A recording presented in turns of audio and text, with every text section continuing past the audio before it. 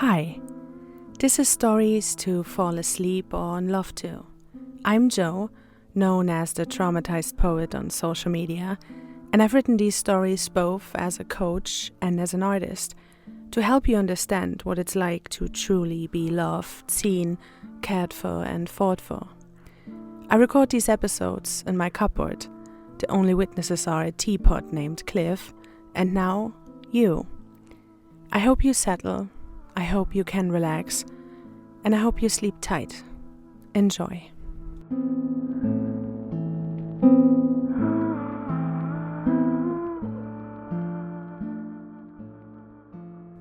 The storm. His point of view. She's standing at a bar, alone. That dress, that bag. She glows like something not meant for this earth. And I haven't taken my eyes off her all night. I've kept close, a hand on her back, fingers at her wrist, interlace when she leaned into me. But now, I'm across the room for a second. Too far, and that's when he shows up. I watch him slink up beside her, lean in like he knows her, like he has a right to stand in that space I've spent every second earning. I'm already walking, not fast, not reckless, but very much on my way. I know his type, all charm and no soul, the kind of man who confuses persistence with permission. And then I see her. She turns to him, eyes cold, body calm, dangerous. And before I can reach them, she grabs his shirt, pulls him just close enough to kill him with precision. I freeze, not out of fear, out of respect. Because I hear her voice, clear, sharp, devastating. 5 years you've been trying, he blinks. 5 sad, desperate years of me not answering your calls, declining your invitations. His smirk fades. You're rude, she says, sweet as poison, and a little disgusting. And then she leans in, just slightly, like a final blow. Stay the fuck away from me now, unless you want to meet my boyfriend. She drops her shirt, brushes past him. She walks straight into me, like she knew exactly where I'd be, like I was gravity and she was done orbiting anything less. I catch her waist, anchor her, feel the pulse pounding just beneath her skin. She's breathing hard, eyes still sharp, and fuck, I've never wanted her more. I lean down, murmur into her ear. You have any idea how hot that was? She tilts her head back, smirking now, but there's still a spark in her that hasn't cooled. I handled it. You owned it, I growl. My hand slides down her back, settles just above that damn dress, my fingers curving over the top of her ass. You put him in the ground without even raising your voice. I raised my standards, she says. I laugh low, reverent. And here I was, I whisper, thinking I was the dangerous one tonight. Her hand slips under my shirt, tracing the skin just above my waistband. Oh, you still are, she purrs, but I've got my own teeth now. I lean in, kiss her jaw, then her throat. You're trouble. Good, she hums against my mouth. And right there, in a room full of people, music thudding low, glasses clinking, I press my forehead to hers. Let's get out of here, I say. Not yet. We're gonna stay for another round, she says. Her point of view. We slide back into our seats like nothing happened, but everyone's watching us. Of course they are. I can still feel the heat of Dean's hand on my back, the way his breath was in my ear 2 minutes ago, saying things that made my knees weak. And I know my pulse hasn't come down. Mary's the first to speak. Okay, what the fuck just happened? Kat leans in, wide-eyed. Did you just verbally murder a man at the bar? Faye raises her glass. To be fair, he's been asking for it for 5 years.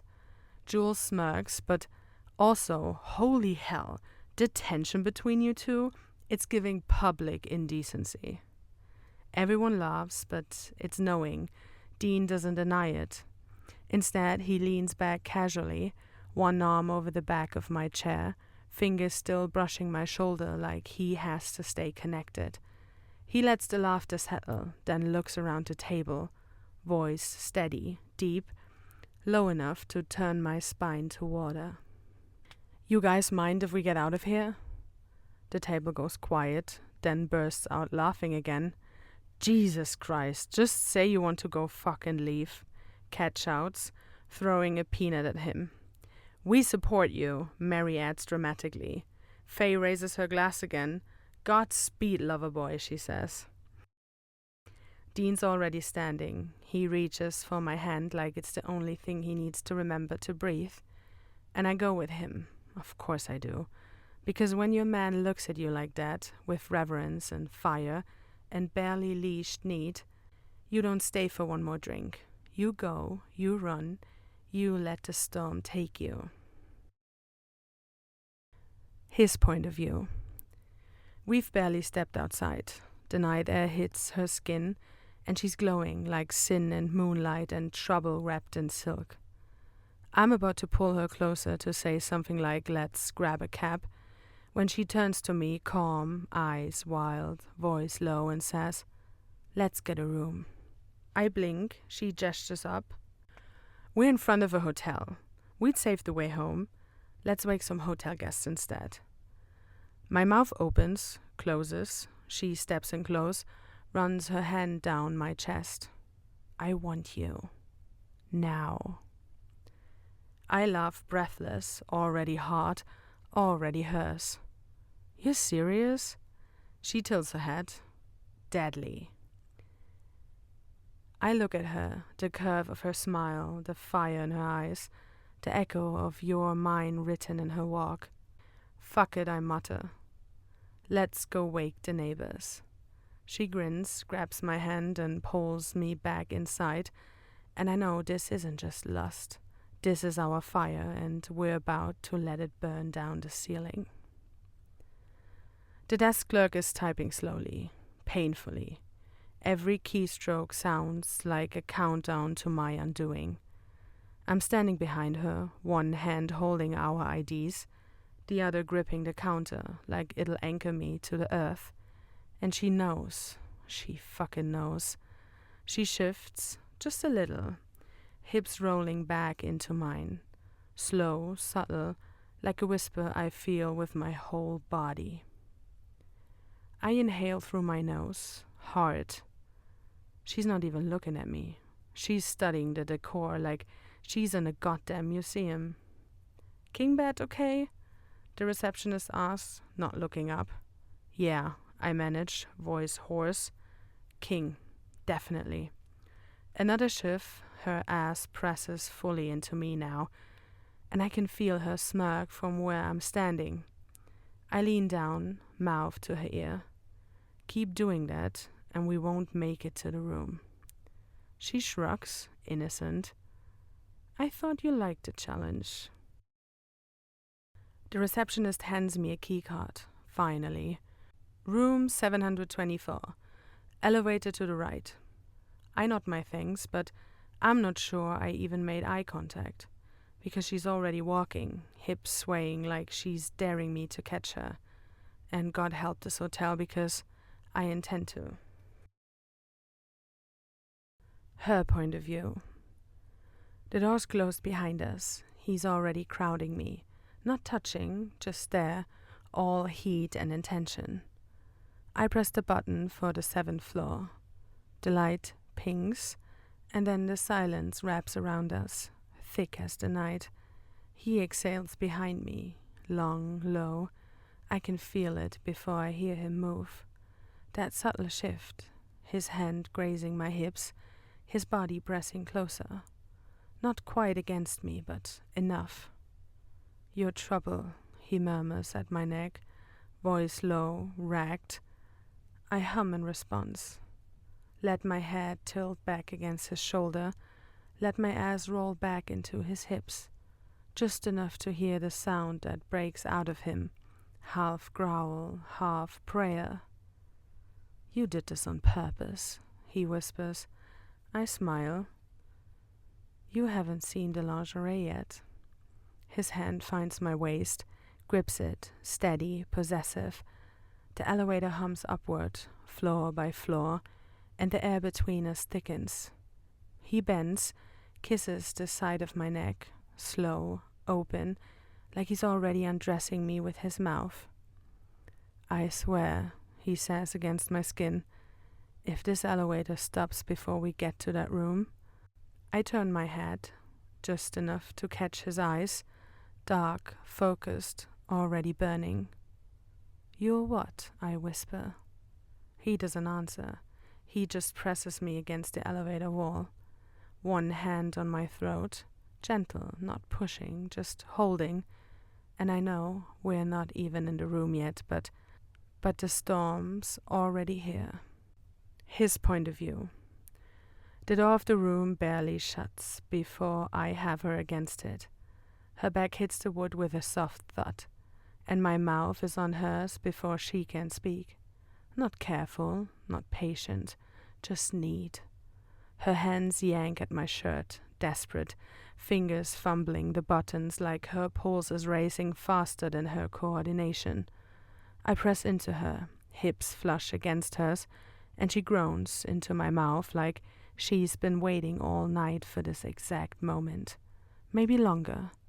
My jacket hits the floor, her dress is already halfway down. Those straps, that open bag, God. I slide the fabric over her hips, let it fall in one motion. She steps out of it barefoot, standing in her black lace and adrenaline, and I swear I forget how to breathe. You're not real, I whisper, brushing my thumb along the strap of her bra. She smirks, pulls my belt with one smooth motion. Oh, I'm very real. She drops it, unbuttons my jeans, and I spin her, gently but with purpose. Her hand hits the wall. Her hands hit the wall. Her back arches, and I press a kiss to the base of her spine. You've been asking for this all night, I murmur. I've been asking for this for weeks. I slide a hand between her thighs, already soaked. She gasps, and I lose it. One hand on her hip, the other at her throat. I sink into her in one slow, deep thrust. She cries out, forehead pressed to the door, and I move, hard, hungry, honest. We don't make it to the bed. We don't need to, because right here, pressed against the door, half-dressed, ragged, and so fucking real, we finally give in. Her point of view. We're both breathless, bag sliding down the door, laughing between the aftershocks. He kisses my shoulder, my jaw, the hollow beneath my ear, like he can't stop touching me, and I don't want him to. Then he stands, holds out his hand. Come here, he says, low, ragged, still soft from the way I unraveled under him. I take it, of course I do. He leads me to the bed, pulls back the sheets like this isn't just sex, like he's about to love me properly. And then, when I climbed in, he follows. No rush. He doesn't kiss me yet. He just looks at my mouth, my neck, my chest, still rising and falling, soft and open, and his. Let me see you, he whispers.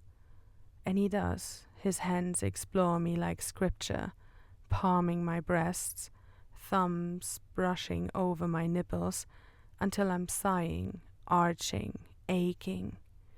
He presses kisses down my throat, to the soft places between my collarbones, across the tops of my breasts, until my head drops back, eyes fluttering closed.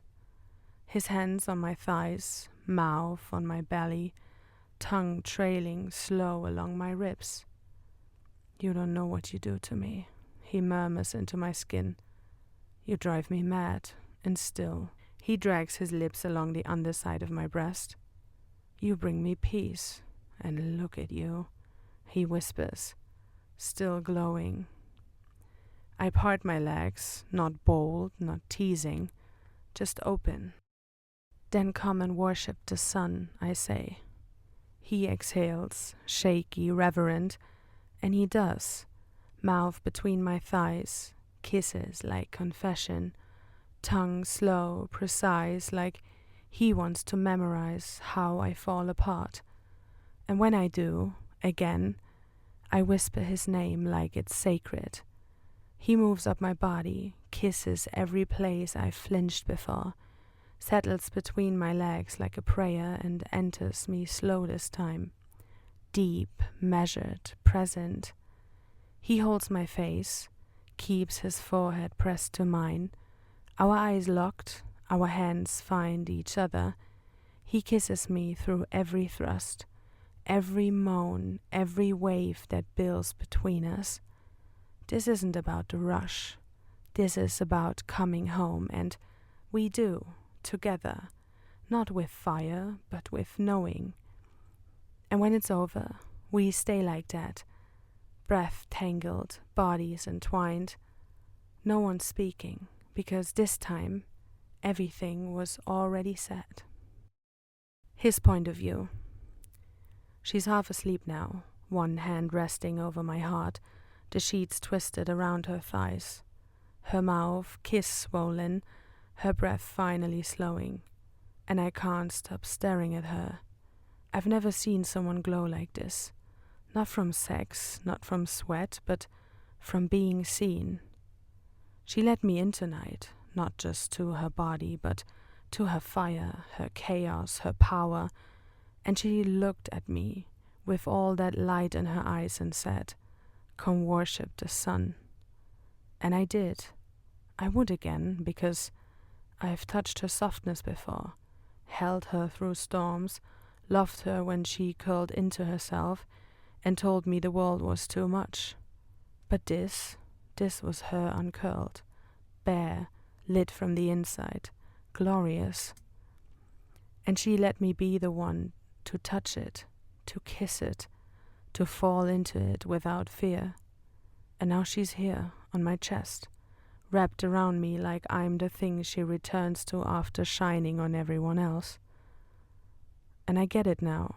She isn't too much. She's everything. And I'm the man who got close enough to burn and stayed.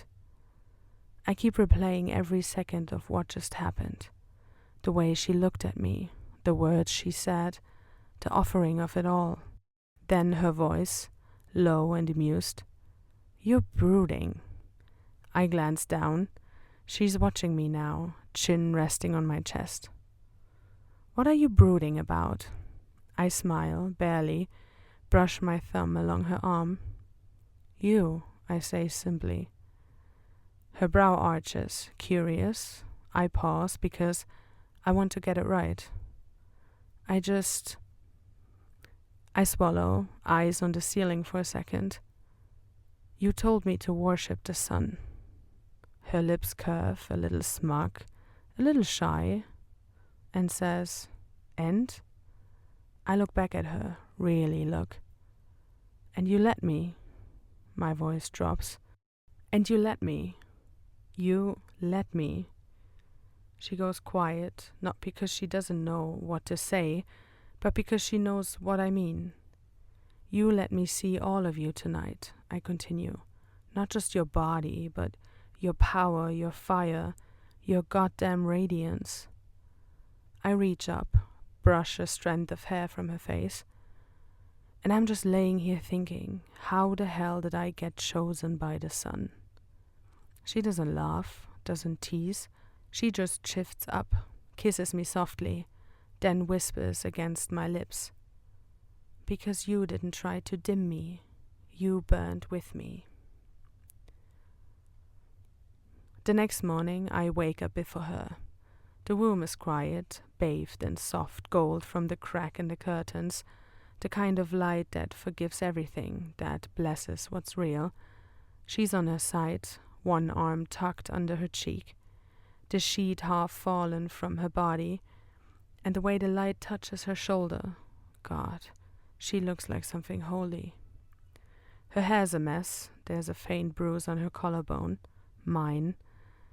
She's breathing slow, steady, and she doesn't stir when I shift closer. I just watch her, not like a man who's about to reach, but like one who's already full. She's still glowing, even here, even now, even with sleep crusted in the corners of her eyes, and a faint crease on her cheek from the pillow. She glows, not because of last night, but because she knows who she is now. She's the sun, and she let me burn in her light, worship her at her altar, and stay. She shifts finally, eyes flutter open. Her voice is scratchy soft. Staring's a little creepy, you know. I grin, brush a kiss to her bare shoulder. You're beautiful in the morning. She snorts. Liar. I nuzzle in closer. I swear on my life, you glow. She pulls the sheet up over both of us, tucks herself into my chest, and in the quiet she murmurs, I feel like myself again. And I say it without thinking because it's already true. That's all I ever wanted. Her point of view. The light is brighter now. The city's starting to hum beneath us. But up here, it's just skin and sheets and breath. He's lying beside me, shirtless, one arm behind his head, eyes half lost in thought. I trace a line across the chest. Let my fingers rest where his heart beats, slow and sure, and I ask it softly, but not delicately. After your storm came out, do you feel more whole? I pause, or more scared? His eyes flick toward me, then away again, and I wait, not because I need the answer, but because I know he needs to give it. He shifts onto his side, facing me now. His voice is low, roughed by morning and memory. Both. He doesn't rush, doesn't look away. When I felt it come out, the way you looked at me, the way you asked for it, I felt powerful, present, like nothing was hiding anymore. But afterward, when I got quiet, there was this flicker of fear. I watch him breathe through it, watch the truth surface behind his eyes. He says, I've kept that part buried for so long, thinking it wasn't safe, wasn't worthy of love, so there's fear, not of what I did, but that now you've seen all of me, maybe it'll be too much. I slide my hand down his cheek, hold him there. It's not too much, I say. He leans into my palm, then says, feels like the first time I've ever brought everything to the table. Don't ever be afraid of wanting me, I say softly. His breath catches just slightly. Not physically, I continue, tracing his jaw with my thumb. Not emotionally, not mentally. I let the silence settle, then finish. I want all of you, every light and dark part. His eyes search mine like he's trying to believe it, so I press my forehead to his. You don't have to measure yourself here.